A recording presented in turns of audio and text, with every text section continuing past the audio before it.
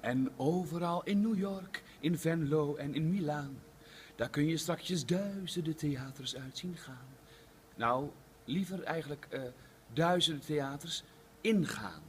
En met name op 1 december in de Maaspoort in Venlo. Want daar treedt op, ja, u zult het niet geloven, hij leeft weer, Wim Sonneveld. En die gaat vast zingen.